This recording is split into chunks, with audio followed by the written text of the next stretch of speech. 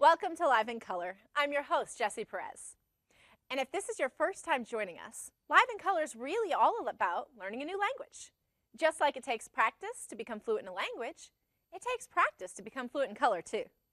But learning your colors can help you be more successful in every area of your life, both professionally and personally. And who couldn't use a little more of that, right? I love doing this. I get to interview really cool guests about fascinating topics. But it's more than just learning cool stuff. We're actually playing a game. Our guests have taken an assessment before the show that reveals their temperament colors in the spectrum.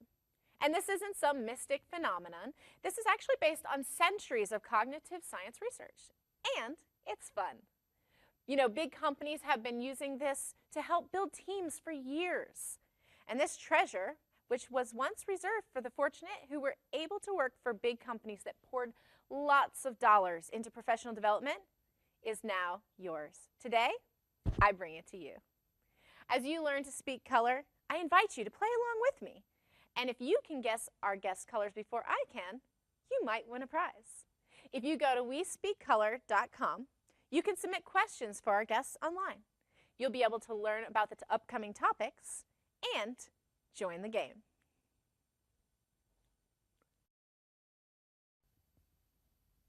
So on that note, I'm super excited to be able to introduce our guest for today. She is an awesome person, and she's going to talk to us about the music business. So whether you're a musician, thinking about being a musician, or are just interested in the topic, stay tuned. I'd like to welcome to the patio, Dawn Griffith.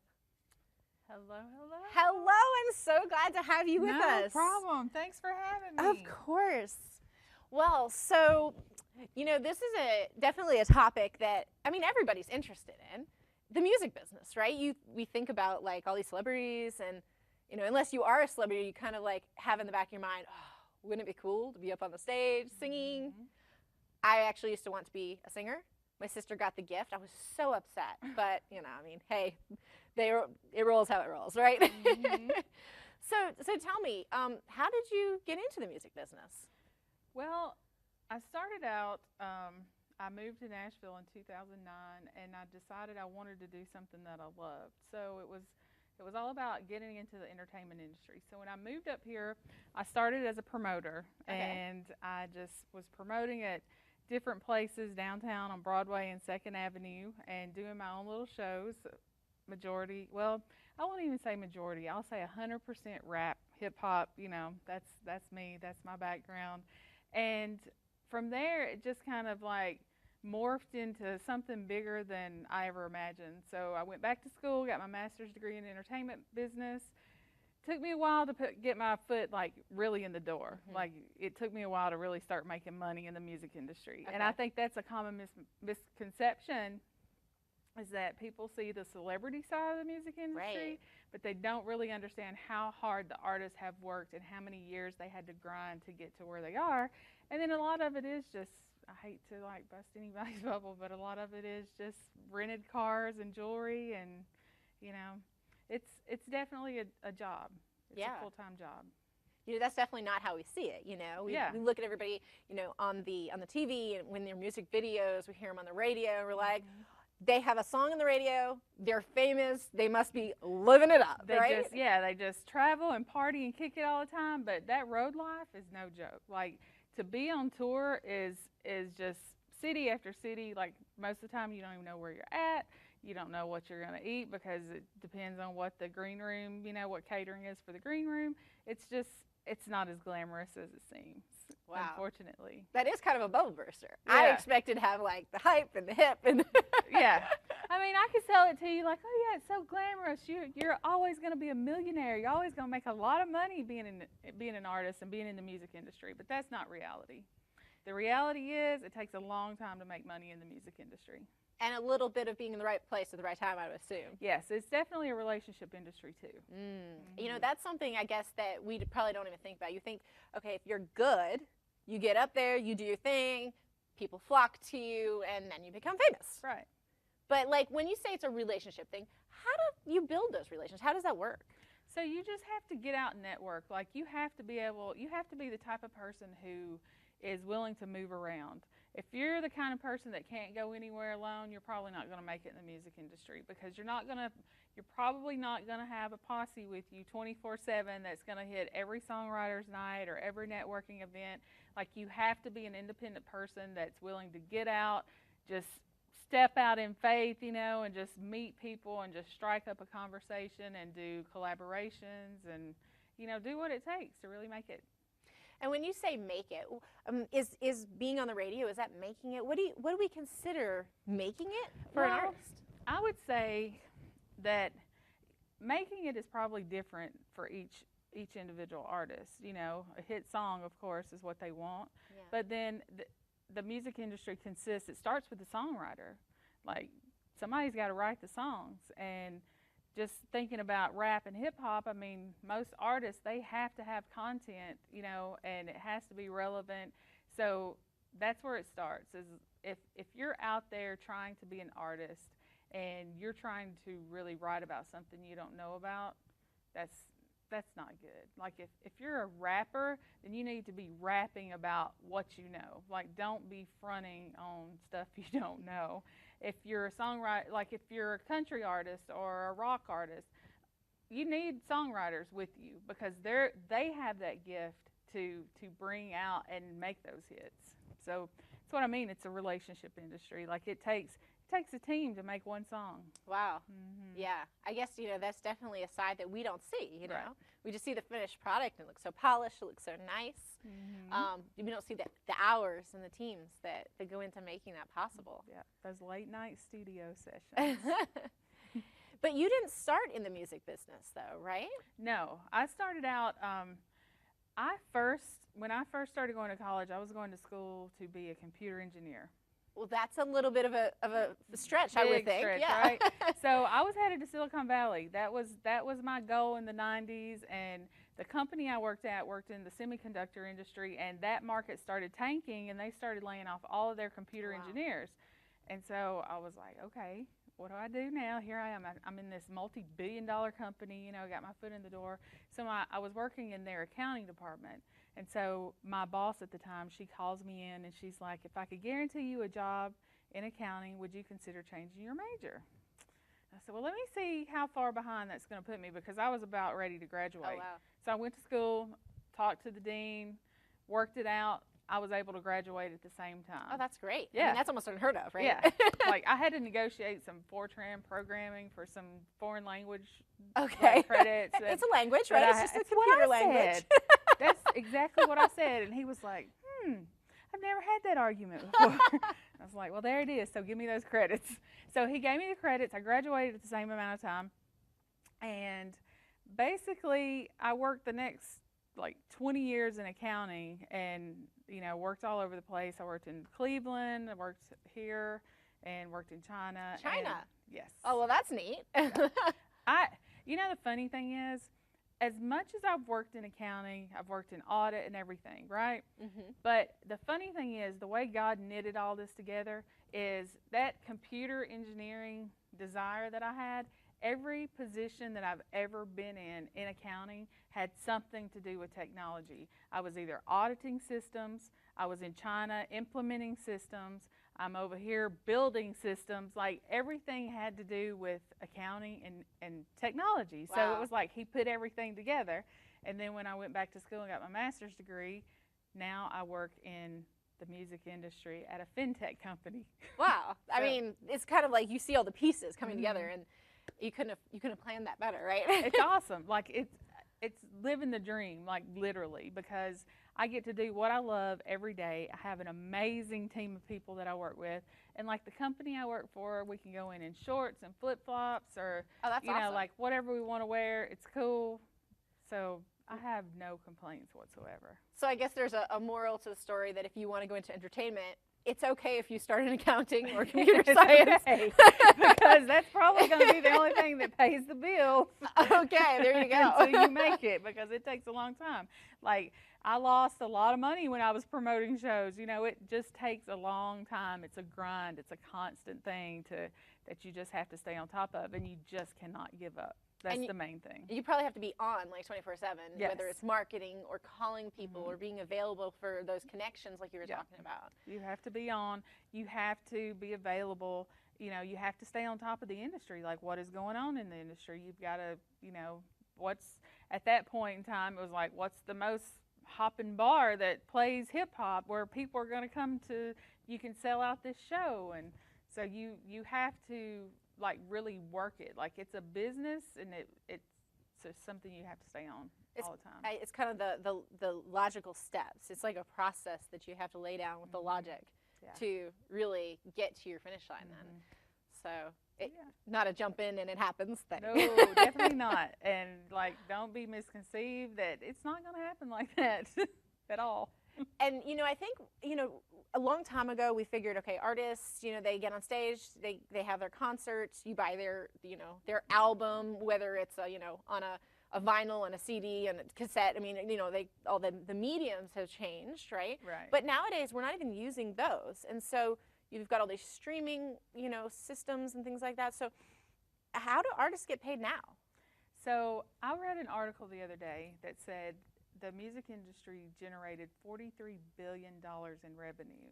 That's but a chunk. of that $43 billion, like most people now prefer to rent instead of buy their music. Okay. So streaming is the platform. Yeah. And it takes a lot of streams to make $43 billion. There's not a lot of digital downloads anymore. There's definitely not a lot of CDs. I'm still the type of person that will buy a CD. Like, I love having CDs in my car that I can pop in and out. But CD sales are down. You know, a lot of stores are not even selling CDs anymore. Is that hurting the artists? Yes. So what's happened is not only is it hurting the artists from the sales, you know, the sales are going down, but it's also they're getting really bad deals because record labels aren't making the money like they used to. Oh. So now artists are having to tour like 12 months out of the year, basically. So it literally becomes almost an actual job. Right. Right. They have to tour. That's the way most artists are generating their revenue now. So it really is their concerts. Yep. Wow. And so if it was sales before and it's concerts now, do you see that trend going anywhere? Or do you kind of see it just progressing down that path? You know, I think that it's going to continue to stay like it is. The thing now is artists don't need a label. Like, there are enough platforms out there that they don't need a deal. And a lot of the artists that I work with on a regular basis, they're not trying to get a deal. They're just trying, the company I work for, what we do is provide cash flow options for them, for these artists that are out here trying to tour and trying to get studio time. So that's basically what they're focused on is I need enough money to make sure I can go out and tour so I can make more money to get in the studio and to shoot my videos and, you know, pay for my graphics and my photo shoots. Yeah, I guess they're paid from their tour as they're doing their tour. Right. So they need to have money to get out on the tour. Right, because tour, that's instant cash, right? So when that date gets booked, there's usually 50% that they get, and then they get the other half at the end, you know, at the end of the show or the day of the show or whatever, depending on who they're with. Now, some mediums are different, but for an artist, like when they put out a song or something, most PROs don't pay out until the end of the quarter. So it's like it could be 3 to 6 months before they even get $1. And PRO, tell us what that means for us. Oh, Performing Rights Organization. There we go. Yeah. Okay. And so those are the groups that are actually paying the artists for the streaming? Correct. Okay. Yep. The artist should have a publisher, right? And so they get publishing money, and then the PRO, and then their live sessions and everything that they do, they get paid off of. That's a lot of keeping track. It is a lot of keeping track. I talked to one artist the other day, and I was like, so how many sources of income do you have? And he's like, I don't know, like 19. Oh, wow. So I'm like, well, how do you keep up with that? And he said, oh, I pay my accountant a lot of money. Yeah, I mean, that would be hard. I mean, you know, if you work a regular job, you go, you know, your 9 to 5 or whatever your schedule is, you get paid from one source, you know what day you're getting paid, and you can schedule your bills out on that. Correct. Whereas if you're an artist, you've got 19 different sources at paying at different times, different amounts. Right. And can you always rely on that amount to keep coming each month, or does it vary, or how does that work? It's going to vary. It's going to depend on how hot the song is, how long it's been out on the market, what the release date was. International pays slower than anything, so you can't really count on that money for even longer than what you can count on for your domestic streams or sales and downloads. So you just have to just constantly be on top of your business, and that's where I think a lot of artists fail, because they trust people to be on their business and they don't really pay attention to what's going on, and then the ball drops, and then there's no money to shoot the video, and there's no money to pay the taxes, and that just kind of snowballs down to failure. So when we hear the term music business, it really gives us a new context now. This really is a business. It's a business. This is not, I'm a good artist, I'm going to go out and have fun, and I'm working a business if I want to go out there and be an artist. So an artist, that is the business. Yeah. Like he or she is the business. So they have to stay healthy, stay on top of their business, make sure they have a really good team around them that's staying on top of their job and what they need to do. Otherwise, it's just like any other business. Yeah. If you don't have a good production team, then your show's not going to go off without a lot of errors and difficulties. So it's the same thing with an artist. You can't get to a concert and not have mics and speakers because somebody forgot to load them in the truck. Yeah, wow. I mean, that really gives us a whole new context. Yeah. It does. You really need to love doing what you're doing to put yourself under that kind of pressure. Right. And then if you think about it too, like you're the artist, you're the business, right? And then you are also the CEO of your own company, so you have all these other people who are depending on you to run this ship. Like you can't get sick and cancel shows because they need their money, that's their paycheck. Yeah. So it's a lot of pressure. Yeah, you have employees, but not in the way that we would think about it. Yeah. Right. But yeah, no, I mean, definitely. there's the DJ, there's the road guys who load the equipment in and out, and set up for you and get the stage built, and so it's a lot. What do you love about it?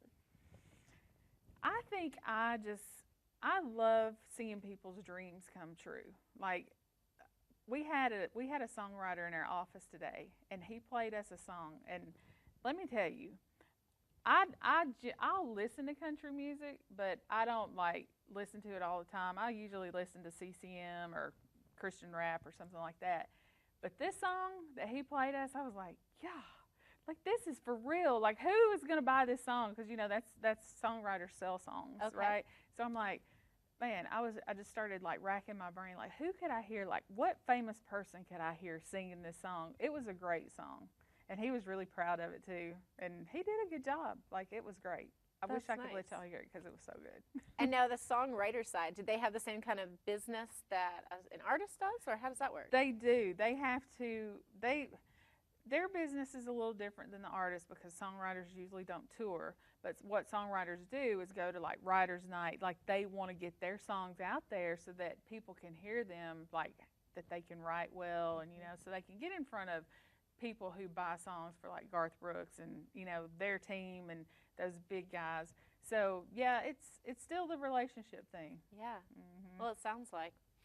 Now, your company is in the music business. They help, you said, as give them money up front. And how does that work when it comes time for an artist to need money? Do they just come to your business and say, hey, I need a cash flow, or how does that work? So usually what we do, they'll call us, and just be like, oh, I need $10,000 to go shoot a music video. So what we do is we collect 3 years of earnings history, and then we drop them into an Excel file, and we do a projection on what we think they're going to earn over the next year or two. And, we offer that to them. We'll be like, well, this is what we're projecting that you're going to earn. Do you have anything else going on? And sometimes they'll be like, well, I just wrote a song and booked a song for Kenny Chesney or something. Okay. So then we can go back to the PRO and get a projection from them on what we think that song is going to do. And we project what we think, and then we make them an offer on, what money what the risk that we're willing to take on that music. And okay. So where a lot of industries, they have some kind of collateral. You guys use statistics, and you base your lending off of statistics rather than collateral. Yeah, because we don't transfer any ownership. They maintain their ownership of their catalog. We just have a foolproof method of forecasting. So we've had zero, like, I would say less than 1% loss on like bad forecasts. That's like, fantastic. No bad debt.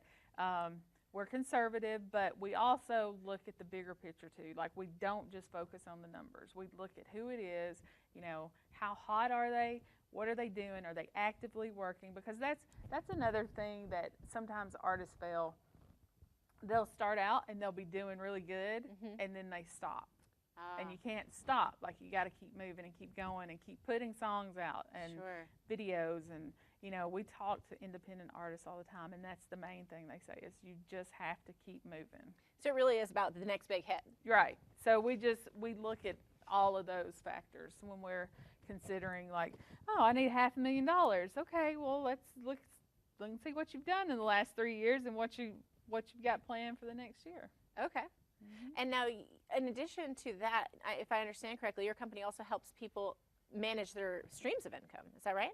Right. So we're building an app, and I'm like really excited about this. This is another, you know, hey, technology, finance, and music industry.